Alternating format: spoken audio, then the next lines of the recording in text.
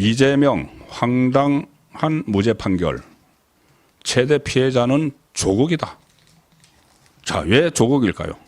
제가 왜 조국이 피해자가 된다고 말씀드리냐 하면은 이게 묘한 지금 정치 구도 때문에 그렇습니다. 정치 구도. 자, 이재명이 일단 정치적으로 약간 3개월 정도 시간을 벌었죠.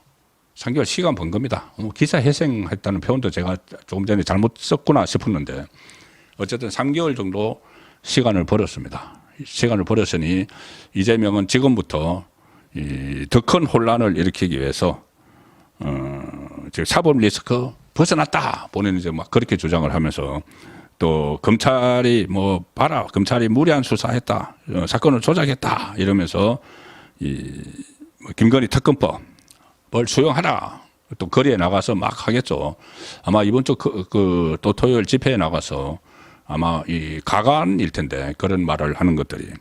자, 그렇게 하면서 전국을 막 자기가 이렇게 막 바람을 일으키면서 막 나갈 겁니다. 지금부터. 이제 선거법이 2심, 3심 확정되기 전에 뭔가 일을 벌여야 되기 때문에 막 나가는데 그 상황에서 무슨 일이 지금 하나 기다리고 있는가 하면은 아시다시피 조국 12월 12일이죠. 12월 12일 날 조국이 이 징역 2년 대법원에서 확정 판결이 되면은 이제 그 조국은 자기 발로 감옥으로 가야 됩니다. 감옥으로 가면은 비례대표 한 명 또 충당을 해서 그 12명이 되겠죠. 12명 그대로 조국당을 가지고 있겠죠. 그런데 조국이 없는 조국당이 이제 남는 겁니다. 조국 없는 조국당. 근데 거기다 원래 넘버 2가 되는 항우나도 12월 들면은 바로 1심에서 징역 3년 받았는데 울산시장 선거 불법 개입 혐의죠. 그게 2심에 나옵니다. 2심이 나오면서 법정 구속 가능성이 거론이 되고 있죠. 항우나도. 그러면은 넘버 1, 넘버 2가 없어져 버린. 조국당에 조국도 없고 항우나도 원내대표도 없고 대표도 없고 원내대표도 없고 이렇게 되면은 우왕좌왕 하는데 그 순간에 지금 조국은 자기가 없어도 조국 당이 그 명맥을 이어갈 것이라고 이야기를 하고 있습니다. 그래야지 자기가 나중에 돌아왔을 때 7년 후에 2년 살고 5년 피선거권 박탈되고 7년 후에 돌아오거나 아니면 그 전에 복권이 됐을 때, 사면 복권이 됐을 때 돌아갈 곳이 있죠, 정치권으로. 그래서 내가 없어도 조국당은 계속 갈 거야 이러고 있는데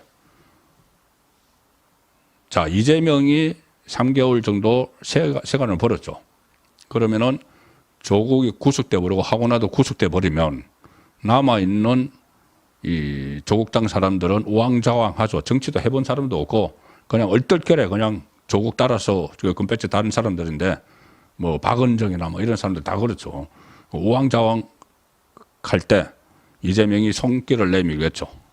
그러면은 이재명 밑으로 다 들어가 버릴 가능성이 높아졌습니다. 이재명이 지금 손절 분위기가 됐으면은 이 유죄를 받아서 이재명 손절 분위기가 됐고 친문 쪽에서 득세를 해서 막 당을 장악을 하려고 했다면은 그러니까 뭐 삼김 삼총 하는 사람들 있지 않습니까? 문재인 쪽에서 총리를 했던 사람들이나 아니면 뭐 김경수나 뭐 김동연이나 뭐 이런 사람들이 연합을 해서 당을 이렇게 접수를 해 나가는 과정 같으면은 그 조국하고 조국당 사람들도 어차피 문재인과 이거 가까우니까 거기서 다른 하나의 세력이 되든지 뭐 그런 상황이 되지만은 그건 이제 이재명이 가라앉았을 때를 진저로 하는 거죠.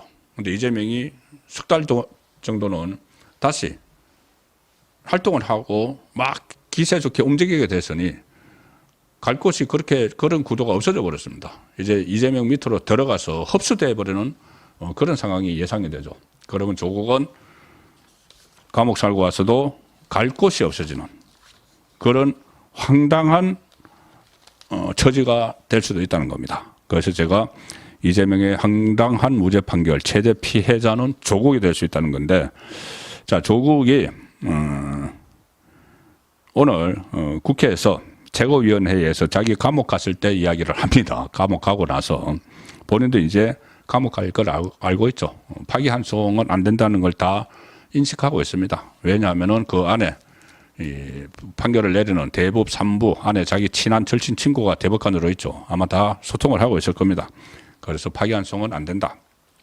파기환송을 하려고 했으면은 전원 합의체로 돌렸겠죠. 그런데 전원 합의체로 안 돌렸기 때문에 파기환송도 안 되는 상황이고, 그래서 조국이 이런 말을 합니다. 12월 12일 저희 대법원 선고일이 발표되었기에 간략히 입장을 밝힌다. 나는 2019년 이후 지금까지 항상 칼날 위에 서서 살았다. 잘못한 게 많으니까 칼날 위에 서서 살았겠죠. 칼날 위에서 고민했고, 칼날 위에서 결단을 했고, 칼날 위에서 행동했다. 그 결단한 게 법대 교수가 비법률적 방식으로 명예회복을 하겠다고 해서 당 만들어서 선거에 나간 거죠. 재판은 재판이고 정치는 정치다. 12월 12일 이전에도 12월 12일 이후에도 조국 혁신당의 활동은 변함이 없을 것이다. 자, 혁신당, 조국당 국회의원들에게도 편지를 다 보내서 내부 결속, 내가 없더라도 당을 지키고 있어다오. 그러면 내가 형 살고 와서 다시 들어갈 테니까는 당을 지키고 있어다오.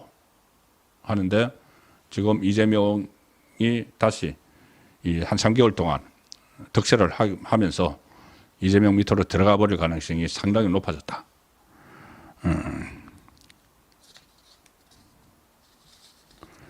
이렇게도 썼네요. 조국이 최악의 경우를 대비하는 작업 역시 하고 있다. 최악의 경우 본인이 구속되는 걸 텐데 당헌에 따라 질서 있게 이루어질 것이다. 이 말은 뭐냐면은 지난번에 뭐 자기들끼리 당헌을 바꿔가지고 이 당 대표가 거리가 됐을 때는 이제 자기 감옥에 갈 걸 다 예상을 하고 짜놓은 거죠. 당 대표가 거리가 되면은 최고위원 경선 최다 득표자가 당 대표를 이어받는다 이렇게 만들어놨습니다. 그러니까 김선민 수석 최고위원이 이어받는다. 왜 이렇게 만들어놨냐 하면은 그때 그 이재명이 그 당 대표 두 번째 하려고 잠깐 나갔을 때 원내대표 박찬대가 대표 권한 대행을 했죠. 그런데 조국당은 조국이 감옥에 가서 거리가 되면은 원내대표 황운하가 해야 되는데 황운하도 그 감옥에 가 처지가 되니까 이런 식으로 바꿔놓은 겁니다. 어쨌든 이제 대법원 3부 주심은 엄상필 대법관이고 12월 10일 뇌물수수 등 혐의를 받는 조국의 상고심 사건 선고 재판을 엽니다. 자, 그러면은 징역 2년 그리고 600만 원 추징을 받은 채로 1, 2심을 거치면서도 법정 구속이 되지 않았는데, 자, 이재명 곧 이제 제발로 감옥에 가게 되면은 또 야권에서 질서 재편이 있어야 되는데 그 전에 이재명이 어이없는 무죄를 받기 전까지는 그 이합 집산을 하면서 친명계가 좀 부상을 할 걸로 예상이 됐지만 오늘 김동연 부장판사의 어처구니 없는 판결로 인해서 야권 지형에도 영향을 미치는, 그렇지만 그것이 결국은 3개월짜리다. 그렇게 오늘 말씀을 정리를 해드리겠습니다.